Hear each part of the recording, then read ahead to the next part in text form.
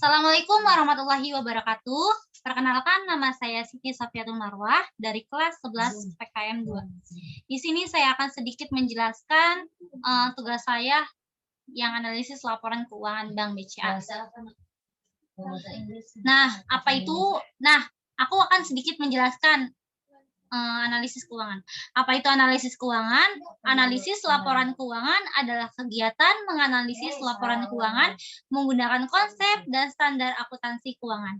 Keakuratan dan pencegahan kesalahan penafsiran terhadap informasi keuangan di dalam analisis laporan keuangan.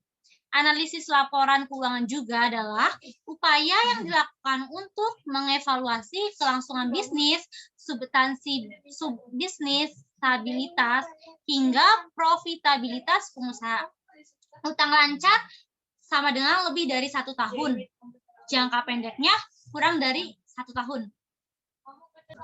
Nah, sebelum masuk ke perhitungan, kita akan mengetahui solvabilitas itu apa? Solvabilitas adalah matriks utama yang digunakan untuk mengukur kemampuan perusahaan untuk memenuhi kewajiban utang jangka panjangnya dan sering digunakan oleh calon pemberi pinjaman.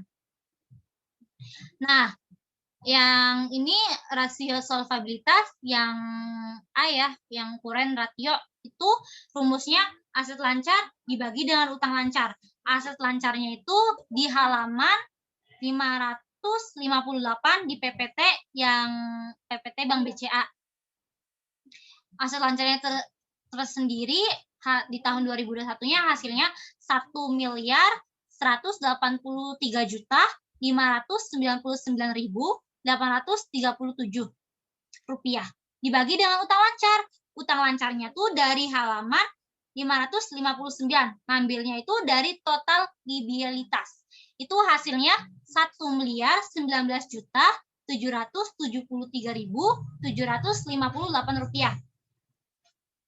Untuk tahun 2020-nya itu perhitungannya sama seperti tahun 2021, yaitu aset lancar dibagi dengan utang lancar. Aset lancarnya itu hasilnya 1.341.349.990 rupiah dibagi dengan utang lancar. Utang lancarnya hasilnya 885.537.919 rupiah. Hasilnya 1,16. Untuk Queen ratio, yaitu rumusnya Queen aset dibagi dengan utang lancar. Queen aset itu sama seperti aset lancar dari halaman 558. Hasilnya tuh 1.133.599.837 rupiah dibagi dengan utang lancar.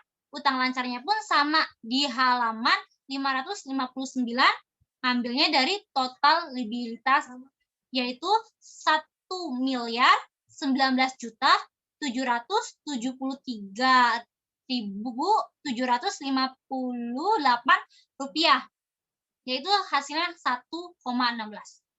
Untuk tahun 2020, perhitungannya pun sama seperti tahun 2021. Rumusnya pun sama. Queen aset itu sama aja seperti aset lancar. Hasilnya 1.341.349.990 rupiah dibagi dengan utang lancar. Utang lancarnya hasilnya 885.537.919 rupiah. Hasilnya 1,16. Next ya. Nah, ini kita akan menghitung ke rasio aktivitas. Sebelum masuk perhitungan, saya sedikit akan membacakan pengertian rasio aktivitas. Rasio aktivitas adalah rasio yang digunakan untuk mengukur efektivitas perusahaan dalam menggunakan aktiva yang dimilikinya. Nah, rasio aktivitas ini yang pertama receivable turnover, pendapatan dibagi dengan utang. Pendapatannya itu dari halaman 560 ya, ambilnya dari total indirect and share income ditambah dengan total other operating income. Dari tahun 2021-nya 87.964.770 rupiah dibagi dengan piutang. Piutangnya itu 615.600.701 rupiah. Hasilnya 0,14. Di tahun 2020-nya sama perhitungannya seperti tahun 2021. Pendapatannya itu hasilnya 86.407.189 rupiah dibagi dengan piutang. Piutangnya 579.585.755 rupiah. Hasilnya 0,16. Yang inventory turnover itu harga pokok penjualan dibagi dengan aset. Nah, harga pokoknya ini tidak ada karena ini adalah jasa, bukan dagang. Untuk nominal, jadi tidak ada tahun 2021-nya sama tahun 2020. Untuk aset turnover itu pendapatan dibagi dengan aset. Nah, di tahun 2021 itu pendapatannya tuh dari halaman 560 ya. Dari halaman 560 ngambilnya dari total indirect and syariah income ditambah dengan total outside operating income. Ini hasilnya 87.964.770 rupiah dibagi dengan aset. Asetnya itu sama aja seperti aset lancar. Dari halaman 558 yaitu hasilnya 1.284.344.680 rupiah sama dengan 0,17. Nah, di tahun 2021-nya itu perhitungannya sama seperti tahun 2021. Nah, di tahun 2020-nya ini perhitungannya tuh sama seperti tahun 2021. Pendapatannya itu hasilnya 86.407.189 rupiah dibagi dengan aset. Asetnya hasilnya 1.570.576 rupiah. Hasilnya 0,08. Next. Nah, sebelum masuk ke rasio leverage keuangan, saya akan membacakan sedikit pengertiannya. Rasio leverage keuangan adalah rasio yang digunakan untuk mengukur sejauh mana aktiva perusahaan yang dibiayai dengan utang. Nah, yang debt to asset ratio ini utang dibagi dengan aset. Utangnya itu dari halaman 559. Ngambil dari total liabilitas di tahun 2021. Hasilnya 1.919.773.758 rupiah. Nah, sedangkan aset lancarnya tuh dari halaman 5058 dibagi dengan aset lancar. Aset lancarnya itu hasilnya 1.228.344.680 rupiah. Hasilnya 0,83. Untuk tahun 2020-nya sendiri adalah sama perhitungannya sama seperti tahun 2021. Rumusnya pun sama, utang dibagi dengan aset. Hasilnya itu yang utang ini 885.537.919 rupiah dibagi dengan aset. Asetnya hasilnya 1.005.570.256 rupiah. Hasilnya 0,82. Untuk debt to equity ratio, rumusnya itu utang dibagi dengan ekuitas. Untuk tahun 2021, utangnya itu dari halaman 559 itu dari total liabilitas. Hasilnya tuh 1.919.773.758 rupiah dibagi dengan ekuitas. Ekuitasnya itu dari halaman 559. Hasilnya 220.848.934 rupiah. Hasilnya 5,02. Untuk tahun 2020 perhitungannya pun sama seperti tahun 2021. Utang dibagi dengan ekuitas. Untuk hasil utangnya 885.537.919 rupiah 919 salah.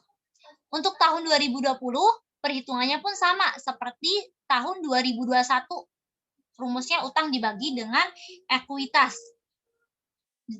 Untuk utangnya tersendiri hasilnya 885.537.919 rupiah dibagi dengan ekuitas. Ekuitas hasilnya 184.714.709 rupiah. Hasilnya 4,79.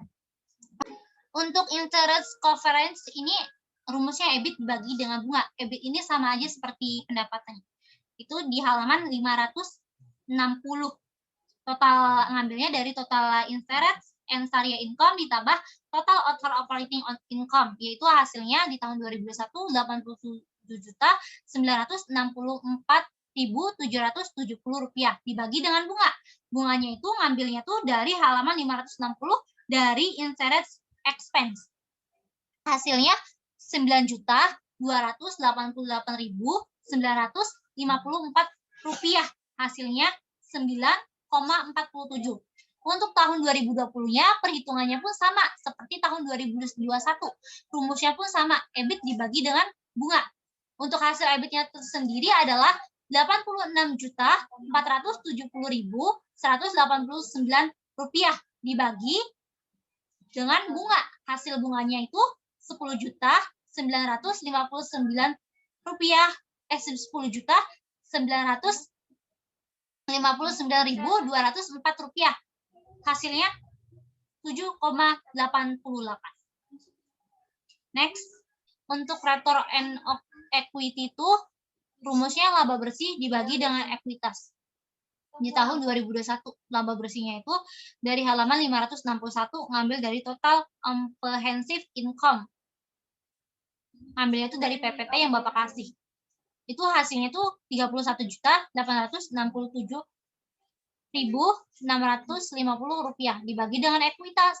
Ekuitasnya itu dari halaman 559. Hasilnya 202.848.934 rupiah. Hasilnya 0,16. Untuk tahun 2020-nya ini sama perhitungannya seperti tahun 2021. Rumusnya pun sama, laba bersih dibagi dengan ekuitas. Untuk laba bersihnya 31.360.451 rupiah dibagi dengan 184.714.709 rupiah.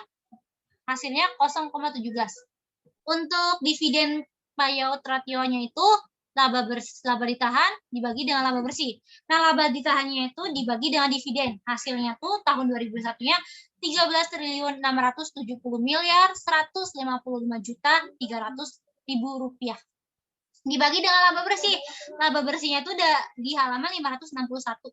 Yaitu hasilnya 31.867.065 rupiah. Hasilnya 0,41%. Untuk tahun 2020-nya pun sama perhitungannya seperti tahun 2001. Untuk tahun 2020, laba ditahannya itu dibagi dengan dividen. Hasilnya 7.155.300.000 dibagi dengan laba bersih. Laba bersihnya 31.306.451 rupiah. Hasilnya sama dengan 0,42. Untuk retention ratio itu rumusnya laba ditahan dibagi dengan laba bersih. Laba ditahannya itu dari halaman 559 untuk tahun 2021.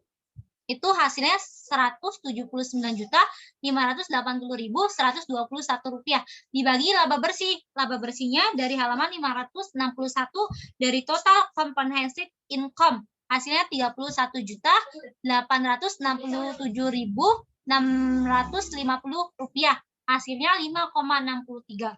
Untuk tahun 2020-nya, perhitungannya pun sama seperti tahun 2021, laba ditahan dibagi dengan laba bersih. Untuk laba ditahannya 160.539.695 rupiah dibagi laba bersih. laba bersihnya Rp31.360.451. Hasilnya 5,17. Sekian presentasi dari saya, kurang lebihnya mohon maaf. Wassalamualaikum warahmatullahi wabarakatuh. Lo bully, gue nakal, lo omongin, lo mati.